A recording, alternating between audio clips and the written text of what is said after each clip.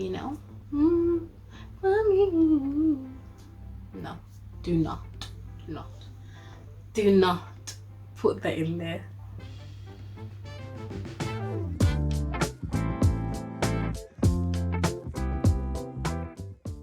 Good morning, good afternoon, good evening, and good night. I'm back again. I promised you part 2, so here is the rest of my Q&A video where I am answering your questions. Next question. What, if any, complications have you experienced alongside sickle cell? So I've experienced a couple complications alongside sickle cell. I've had a stroke. My stroke was when I was basically a baby, well, a toddler. Then I had a scare of a stroke in my teens. I think I was 15 or 16 when that happened. I have bilateral, see, these medical words I know because I've had to use them for a couple of things of late. So I have bilateral avascular necrosis of the hips. So basically both my hips are kind of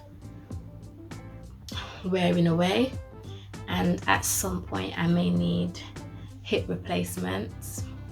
I have mild kidney damage. It is being treated, so I'm on medication to kind of cut that down a little bit. That's it, I think.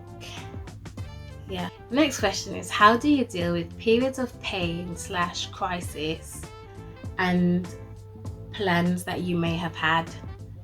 This varies. So if my pain is at a point where it's manageable, and say my plan is to go out to dinner or to go to the cinema with friends, or something where it's sit down and there's not too many bodily movements, I don't have to be moving about, walking or anything like that, I will most likely continue with my plans. I will probably take a pain med, take some pain medications and go. Depending on who the person is or who the group of people I'm around, I may say, oh, I'm in a bit of pain today, but I didn't want to miss out, or I didn't want to let anybody down. So I'm still here and I'm still going to enjoy myself. But also as well, I want you to acknowledge that I'm in pain, but don't treat me differently because of it, which is why I said it depends on the group of people. If it's with people that are now going to start coddling me or that are going to stop enjoying themselves, then I just won't say anything because I'm not trying to ruin the mood. There was no point in me coming here if now everyone's going to act different. So it depends on the group of people that you're with or the person that you're with. But for the most part, if it's a sit down plan, there's not much up and down or any walking that I'm going to be doing, then I will most likely still go. If my pain is at a stage where it's unmanageable, I will just apologize and say I can't go, I'm sorry, and I'll make it up to you. And then the next time when we make plans, I try to make sure that I go and we have a really, really good time. Sometimes with sickle, because of how unpredictable it is, you can feel like a liability. Like sometimes I don't ever want to make plans just in case. Like, oh, do I really want to make another plan with this person and then not go again? Like they're gonna think at some point that I just don't want to spend time with them, and that's not the case at all. It's just that my condition likes to just interrupt my plans a lot of the time. I can say that for me, and I don't know why. And sometimes you have to speak to your own body and be like, hello, do you mind?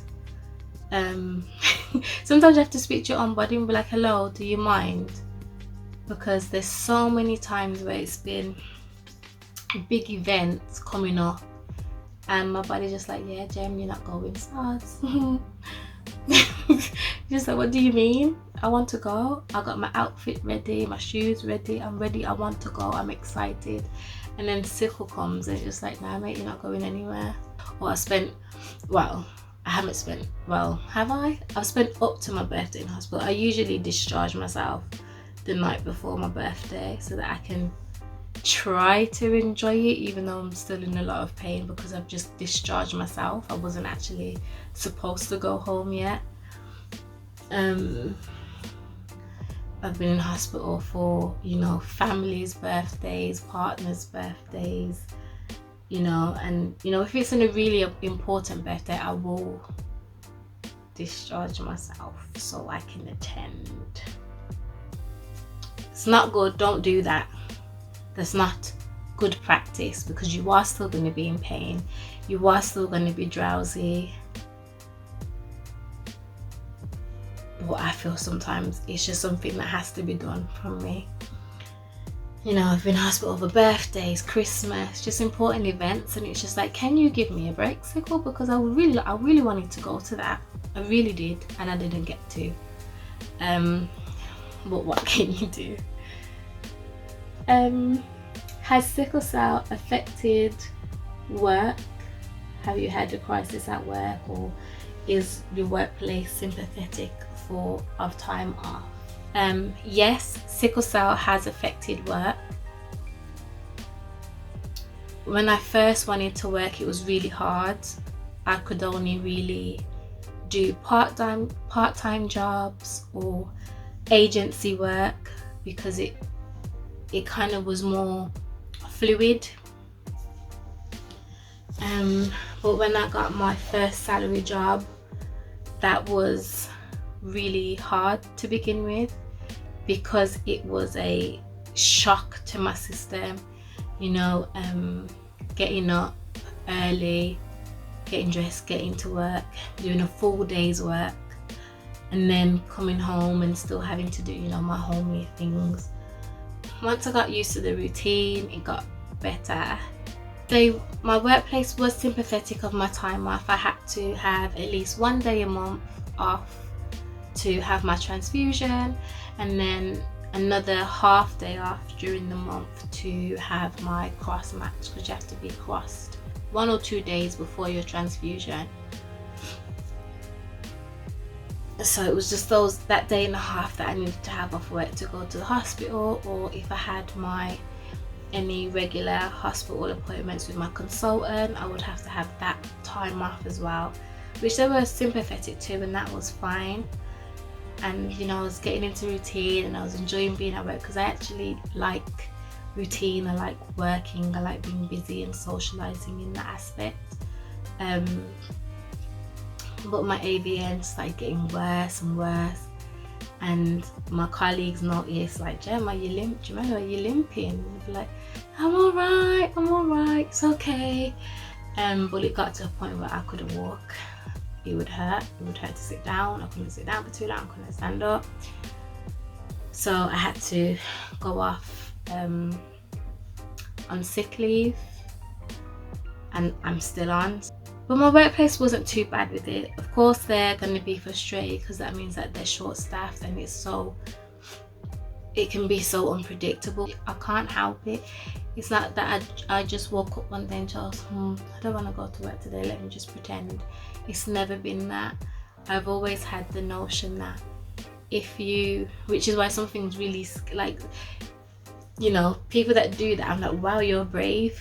Because for me, I feel like even if those words were to come out my mouth on a serious basis, a crisis will follow me the next day, because it'd be like, oh yeah, you remember when you called for me when I wasn't about, but you called for me. It was like you told people that I was there and I wasn't there. All right, I'm coming, wait for me. You just wait, I'm coming. So I'm not trying to call no crisis onto my body. I can't do it. So if I say I'm not well, I'm not well. I'm not pretending. I'm not playing up on my illness. If I say I'm not well, I'm not well, because I'm not trying to be okay and call upon the sickness. I'm not trying to do that. Why would you? I don't understand it. I really don't. But hey, that's just me. How do you balance motherhood, sickle cell, working, and relationships? Whew. I can't say I do. At least not well. At least not yet. balance is something that I'm trying to work on more and more. You know, we all have a vision and how we want to deal with certain things, or the type of person that will be at work, you know, the type of colleague, the type of employee or employer that you want to be, the type of partner that you want to be, and your goals in a relationship, the type of mother that you want to be. So I know for me, I'm very involved in my son. I'm very interactive, and you know, on the go, okay, let's do this, you can do that, all right, let's push, not necessarily push it, but all right, let's try this. And I'm very hands-on when it comes to motherhood, and I like to be that way with all aspects of life, really. I like engaging in things. I'm a kinetic learner. Yeah, I'm just that person in life. I like to do. So it can be really hard, especially when Sickle comes into play. So I know a lot of the time when I'm not well, guilt is a big thing. Like, guilt is a big thing. And like they say, mother's guilt is already a thing. So having mother's guilt on top of that with Sickle guilt is like, wow, it can be a bit much. But yeah, so as for my close relationships, you know, friendships and things like that, I do struggle sometimes, and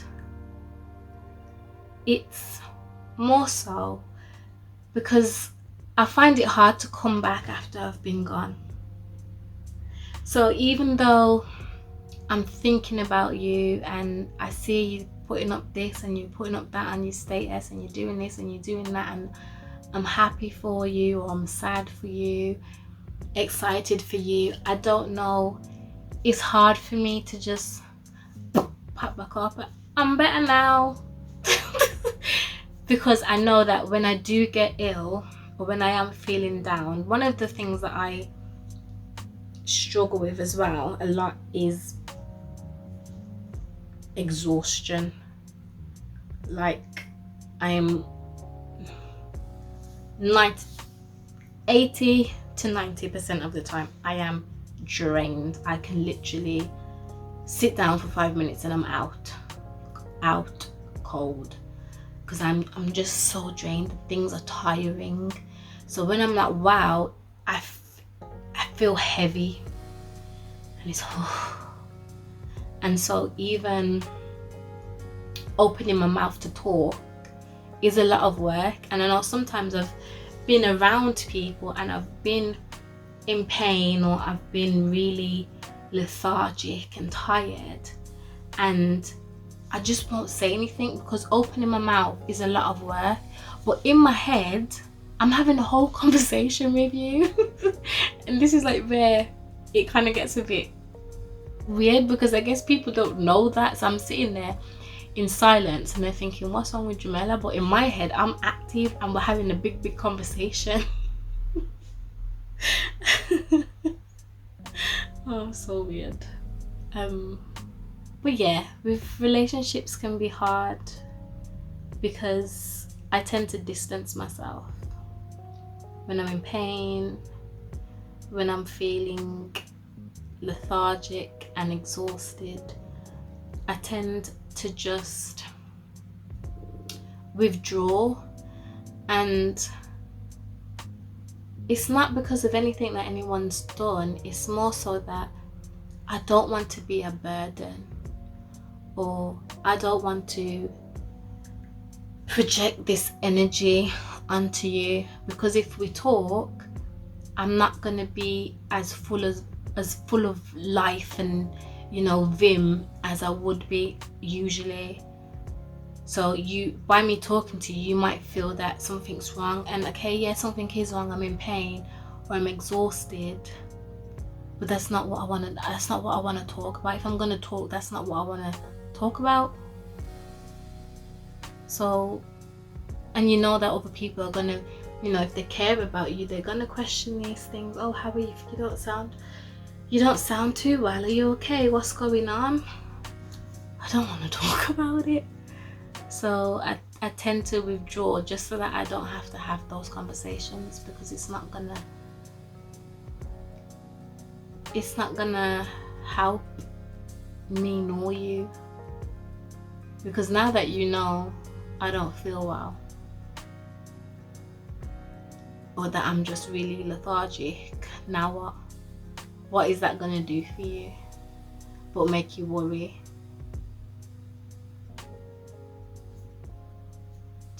It's weird, I know, but I'm working on it. Yeah, so throughout the years, I have,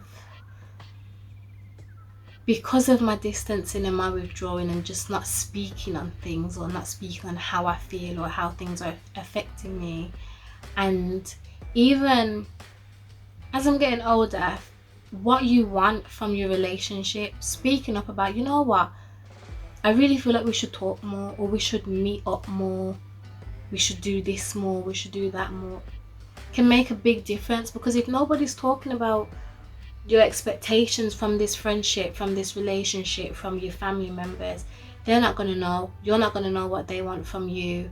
And then you can both kind of be in this limbo space where you love them, you know, whether it's a friend, family, whatever,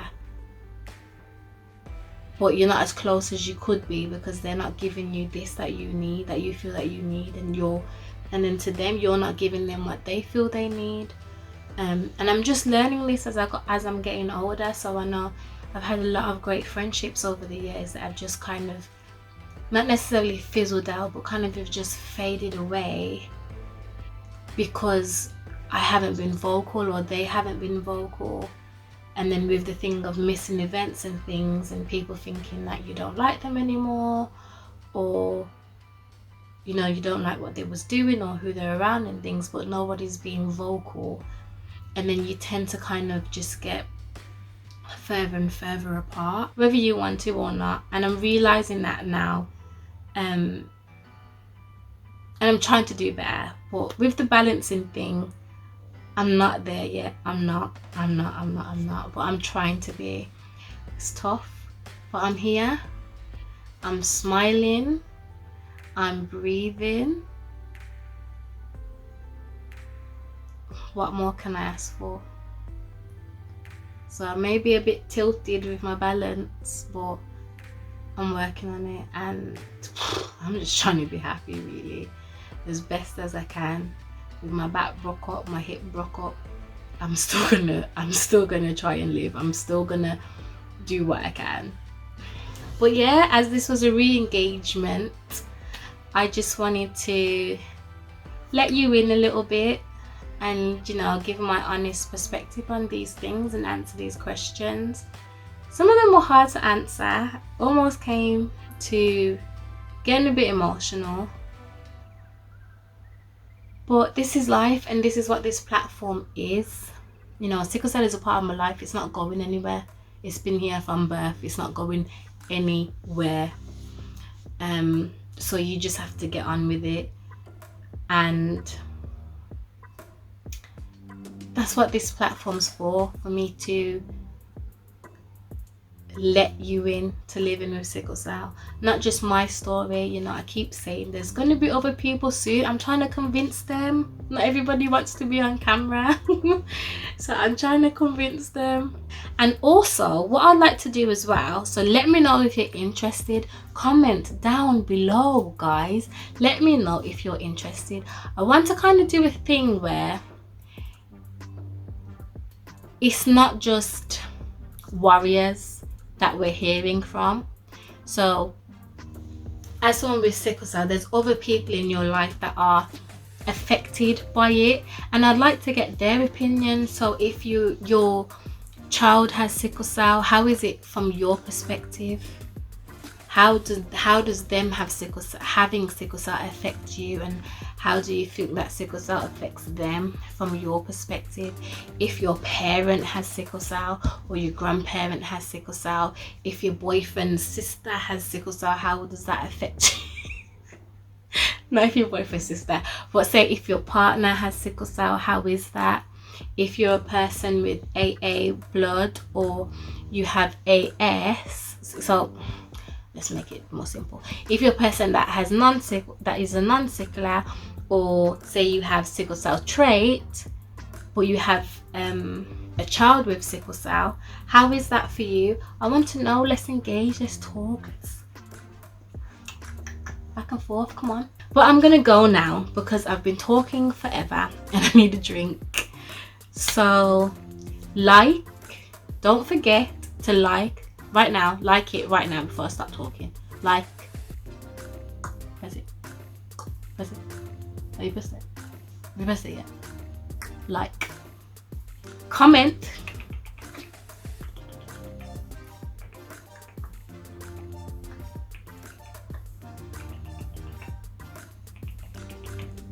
and subscribe. Press it. Go on. We'll press this one. Just okay, so do that.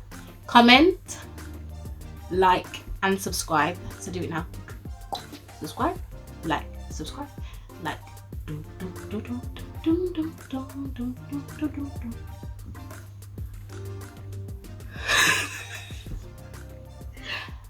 I think it's apparent now that someone should send some help, because I'm just a bit weird. But such is life. Like, comment, subscribe, and share. Thank you for joining me again, and I will see you in the next one. Take care, everyone. Bye. I'm just so fresh and clean, so fresh and clean.